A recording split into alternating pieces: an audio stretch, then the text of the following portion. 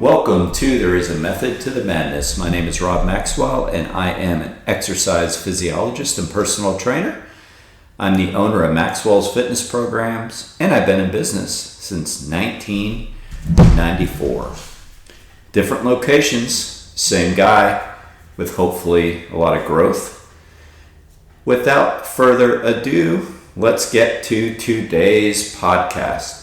Yesterday, I took a break from our little rules of weight loss. I covered the first two, and I did an interview of Mr. Shelby Creech of Moosul. I really hope you enjoyed it.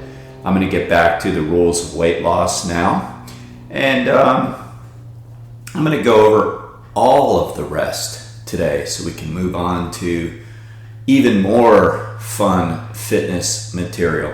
So if you remember from podcast 1 and 2 on our rules, number 1 rule was eat breakfast, lunch, and dinner, or 3 times a day.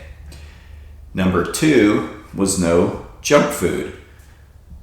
So now we're going to go 3 through 6. So put on your seatbelt. My third rule for weight loss is no seconds. No seconds.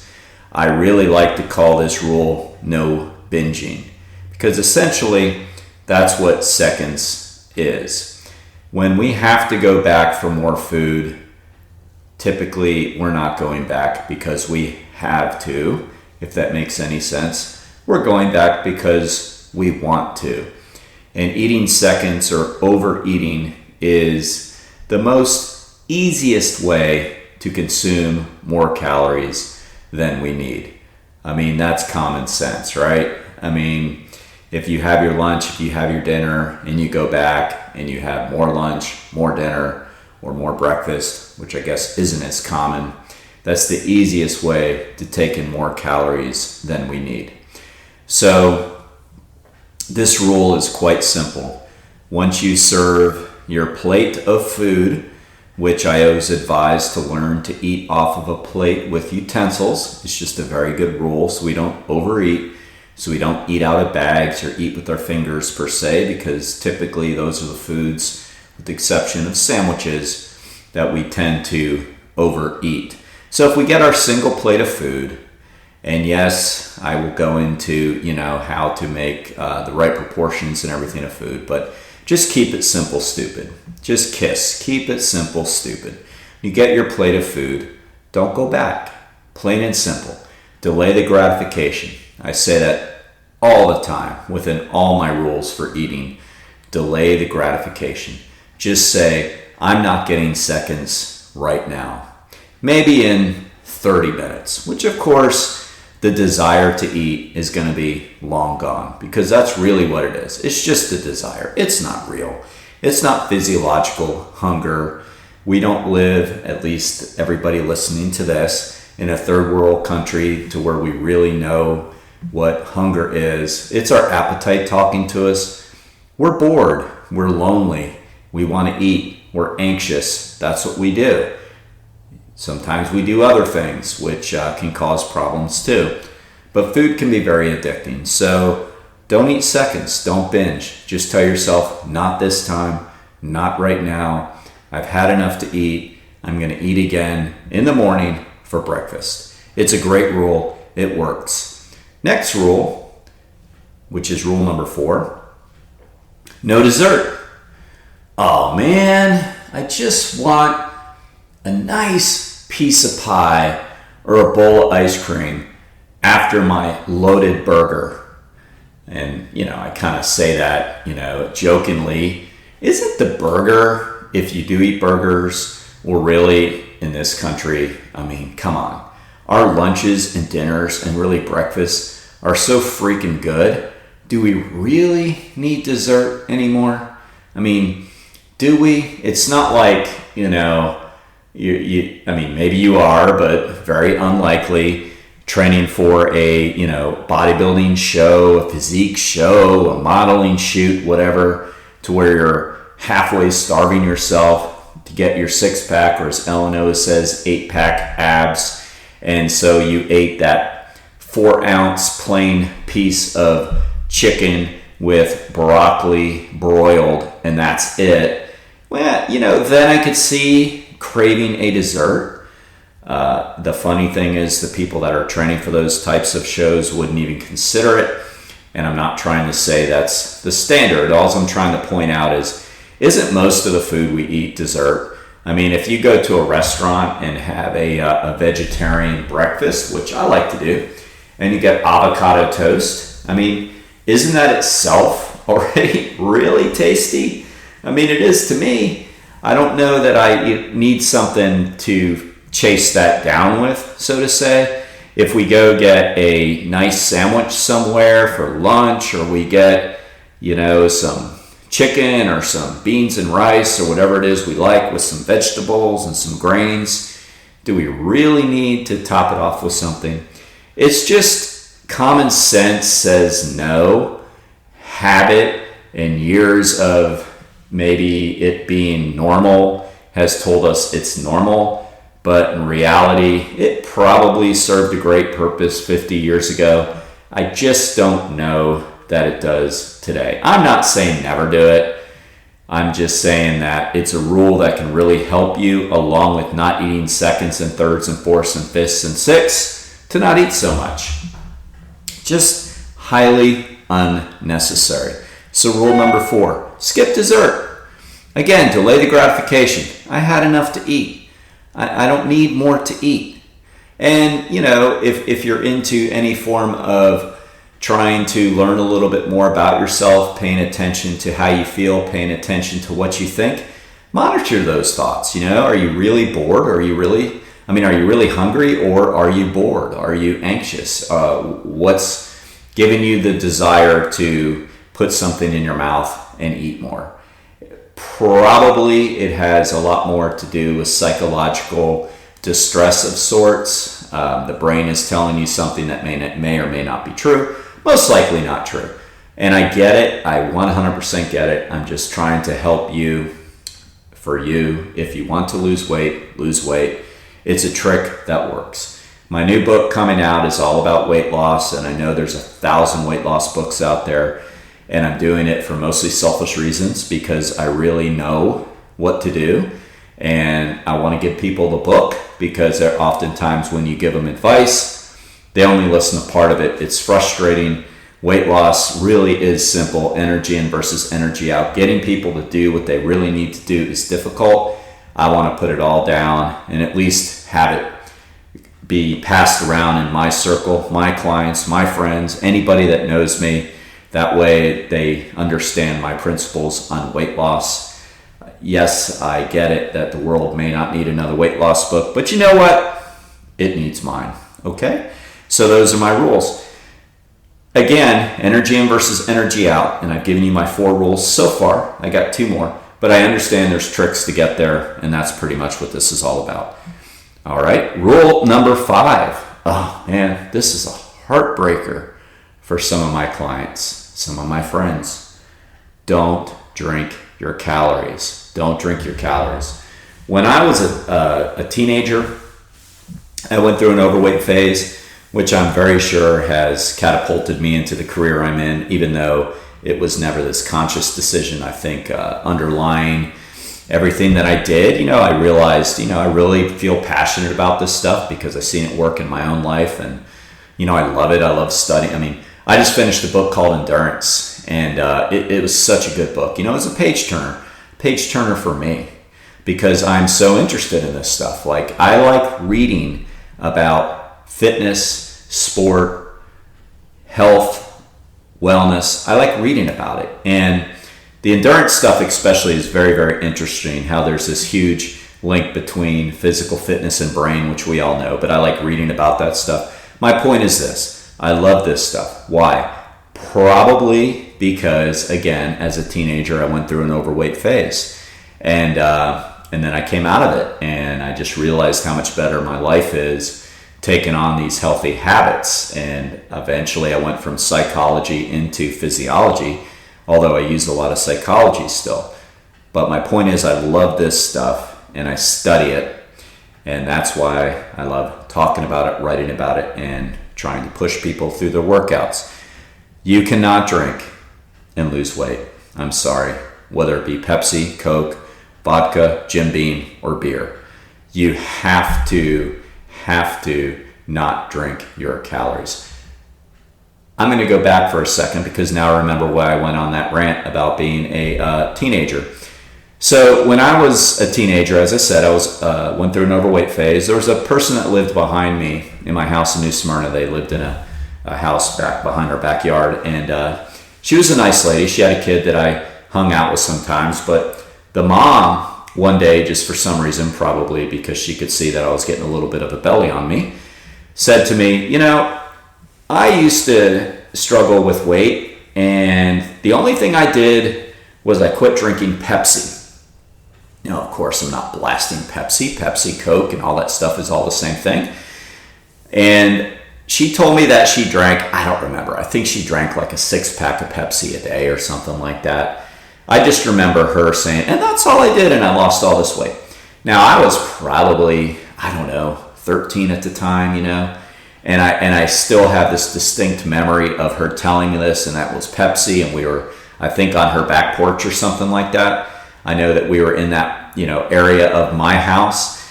So obviously this left a huge impression on me. And, I often go back to advice I heard as a kid. You hear it from people who, we didn't have all the science back then on this stuff, but it's everything that we knew then is still so true today. I mean, that's a reality. And now today, of course, we know it's even worse. You can go to Wawa, you can go to 7-Eleven, whatever, and get a 32 ounce was a big gulp when I was younger. Now that's nothing. I mean, now it's like most soft drinks, normals or regulars, whatever you want to call them, mediums are like 32. Now they go 48 and 64. And people I see at these convenience stores are filling up these giant plastic refillable Pepsi things or Coke things, whatever you want to call them.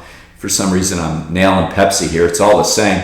A little bit of ice, filling it up, and we're talking, that's an easy 1,000 to 1,200 calories right there. I mean, it's like 450 to 500 or so in a 32 ouncer. So it's like, that is so many freaking calories. If we cut out the drinking of the calories, we are going to cut out so much calorically dense crap that we absolutely don't need. All right, so you're thinking, that's cool. I don't drink Pepsi. And I only drink Coke when I mix it with Jim Beam, okay, pal? Yes, I understand that. And then they're going to come back at me and say, you know what, forget that. I'm lying. I don't mix my Jim Beam or Jack Daniels with Coke. I drink it straight. Therefore, it's okay. No. You know what? It's even worse. So alcohol has 7 calories per gram compared to sugar, which is 4 calories per gram. So guess what? Alcohol is even more calorically dense than soda. The bottom line is you cannot drink your calories and expect to lose weight. You just can't. Can you drink? Of course you can. Can you drink and lose weight? No. And if you do, like if all your calories are either soda or alcohol and nothing else, you're going to be really malnourished and you're not going to look very good because you're going to be maybe lose some weight. You're going to have zero muscle tone. And I know this is an extreme example, but somebody's going to come back at me and say, well, you said a calorie is a calorie, so I'm just going to drink my calories. That's true when it comes to losing weight. You also lose all this muscle. You need nutrients to build muscle for energy. So yes, you can drink technically and not eat anything else and lose weight. If you're only drinking 1,200 calories a day or something like that, you're going to look like crap. You're going to be diabetic. You're going to be in the hospital in a month, maybe less. Point is, can't drink your calories. It's just calorically dense. It is so easy to get more calories than you need when you drink it versus eating it. Doesn't that just make sense? You don't even have to chew, just down it goes. So rule number 5, don't drink your calories. Did I make that emphatic enough or do I need to add a little something to it? All right.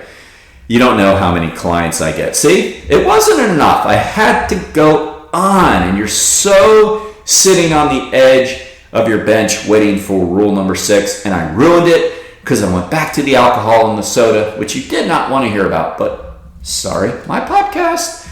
So you don't know how many clients I've worked with. And it's almost become a kind of a funny joke where we trainers talk about it, that when we start to look through their diet logs, whether they write it on paper, which was old school, or they put it in the apps, which is new school, say, really, is that all you're eating? Because, I agree. I mean, you should be losing weight. You're only taking in 1,100 calories. So let's see, for breakfast you had a bowl of cereal, banana, almond milk. Oh, it's great, 350 calories. Lunch, you had a chicken breast sandwich with some broccoli. Oh wow, only 400 calories. You've only consumed 700 and you're through lunch. Dinner, you had black beans and rice, 400 calories, and you had some squash, another 100 calories. Wow, you're only at 1,100 calories all day. Yeah, you're right. Why aren't you losing weight? I mean, this is all you consume? Well, yeah, and wine. What do you mean, and wine? Well, I drink wine. It's not food though, so I didn't put it in my log.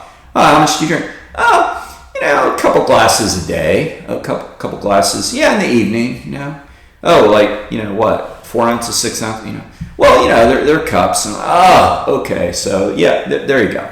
So that wine, is about 500 calories each based on the size of the cup you showed me. So, add 1,000 calories to your food that you put in for the day, 1,100. So you're really at about 2,100 per day. So, it's common. So many people either don't want to put in how much they drink, or they honestly just think it's free. I don't know. To me, I'm like, it's become laughable at this point because it's so common, but it's common. All right, made the point. Rule number 6, eat a balanced diet. So there is no such thing as a bad macronutrient. Your macronutrients are carbs, fats, protein, and water. Water, you may drink, for the smart asses that are going to say you said don't drink your calories. I still stand by that because guess what? Water has no calories. Drink as much as you want. It'll fill you up. So take water out because it's a macronutrient that has no calories. There's nothing evil about any of the three. One of the most frustrating things that we have to deal with as trainers, along with people thinking alcohol is free, is the no carb or low carb myth. It's not true. I don't know how emphatically I can state it. So in my book this morning, and as I was working through my carbohydrate chapter, I wrote a couple sentences, a little mini paragraph that said, is it the bread's fault you eat the entire loaf? Is it the carb's fault? If you eat an entire loaf of bread, and I researched it this morning based on your average bread, it's 2,500 calories. Well, of course, if you eat an entire loaf of bread a day on top of what else you eat, you're going to get fatter. Of course you are. So is it the carbohydrates' fault? Because of course bread is carbs, mostly carbs and a little bit of fat, maybe 1 gram of protein, depending on the type of bread. But yeah, it's about 30 grams of carbs per slice. Is it the bread's fault, the carb's fault, or is it your fault because you didn't have 1 or 2 slices, you ate an entire loaf? Carbs are easy to eat. I get it. They taste good. They digest faster than any other macronutrient. Therefore, they're the easiest on the stomach. I get it. They're the easiest to eat. It does not make them at fault for you gaining weight. It is your own discipline of not being able to stop at 1 or 2 slices of bread or rolls when they put them on the table.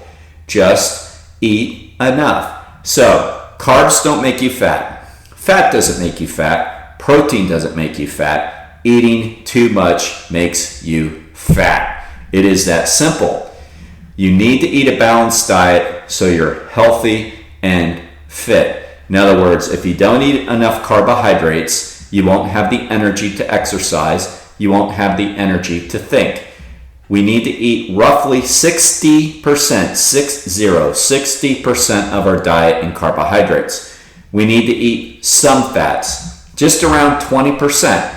We need a little bit of fat in our diet because the fat helps make hormones, and makes you feel more satiated. So fat's got some qualities in it that you need. You should choose mostly poly or monounsaturated fats, which means fats that come from plants and not animals, because they're going to have less of an impact on your blood cholesterol levels.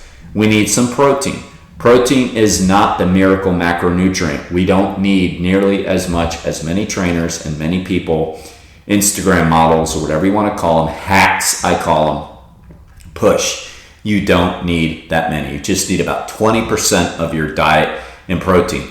What protein does is it repairs damaged tissues. It's not an energy macronutrient, meaning it can't be used for energy unless you're completely out of carbs and glycogen and you're running low on fat stores. Guess what? That doesn't happen too often, and it really only kind of happens in emergency type situations. Other than that, protein is used for rebuilding of cells and growth, and that is it. So you don't need that much. You only need about 20% of your diet. So roughly, that's what I tell my clients, 20, 60, 20. 20% protein, 60% carbs, 20% fat. If you do that, you're eating a balanced diet. So in other words, rule number 6 says, don't just eat the same thing all the time. Vary your diet. Eat a balanced diet of all the macronutrients. And we want it all to balance 100%. And the healthy balance by the RDA is roughly 20, 60, 20. Okay? Those are the big rules. Eat breakfast, lunch, and dinner. Don't eat junk food. Don't eat seconds. No dessert. No alcohol or soda, so don't drink your calories. And eat a balanced diet. I would like to thank our sponsors, Jonathan and Lynn Gilden of Gilden Group at Realty Pros. They're the best. They eat healthy, and yes, it matters. I've said countless times. Anybody you want working for you, I believe you want working on their fitness. Regardless of where they're at on the fitness spectrum, you want people working on it because they're going to be harder working employees. It's just been measured, shown to be true, which is why wellness is a big movement, because every company or big companies want their employees healthier, more fit, more alert. Jonathan and Lynn Gilden absolutely do that. They work out on a regular basis. They love asking questions regarding health and fitness, which means they really, really care. So give them a chance. They got the best 5-star reviews. They've sold so many places in the Volusia County area, and I'm sure they can help you if you need them. So give them a shout out at thegildengroup.com. And until next time, be max fit and be max well.